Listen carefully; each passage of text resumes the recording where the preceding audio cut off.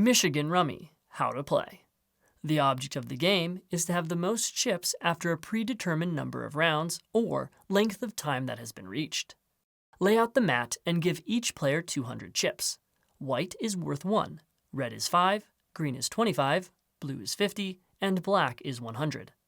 Each player places one white chip on each section of the mat, including the kitty space. Pick a dealer who shuffles the deck and deals it out amongst all the players, plus one additional dummy hand to the side.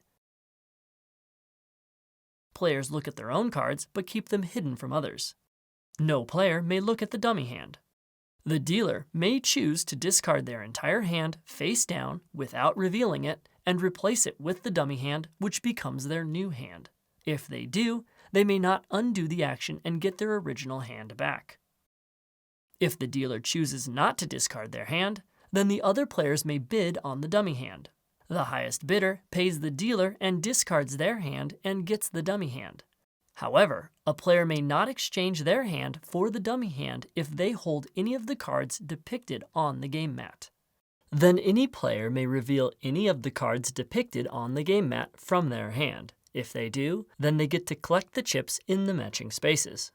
If multiple players reveal the same thing, then they split the chips. Now, using the cards available to them, each player makes their best possible 5-card poker hand. To learn more about poker hand ranks, check out this video. The player to the dealer's left opens the bet. Bets are placed to the poker pot. Players may check, bet, or fold. A check is a bet of 0. If a player bets, then subsequent players must either call by adding the same number of chips, raise by adding more chips than the previous, or fold. They withdraw from the betting and do not participate anymore. Once all players have called or folded, they reveal their 5-card hands and the highest value wins the chips in the poker pot.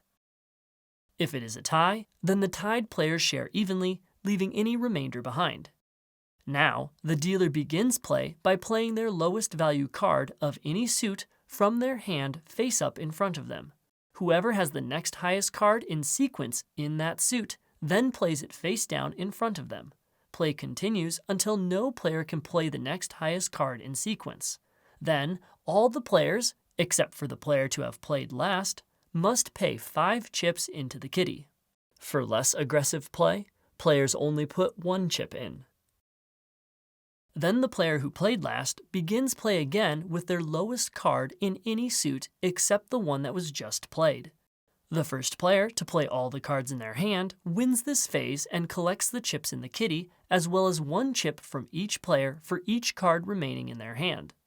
If you have reached your predetermined length of time, then the game ends and the player with the most chips wins. If not, then gather up all the cards and the roll of dealer rotates clockwise by 1. Any chips still on the game mat remain in play where they are for the next round. Each player places 1 chip into each of the spaces on the mat and another round is played. Continue this process until the predetermined time limit or round limit has been reached.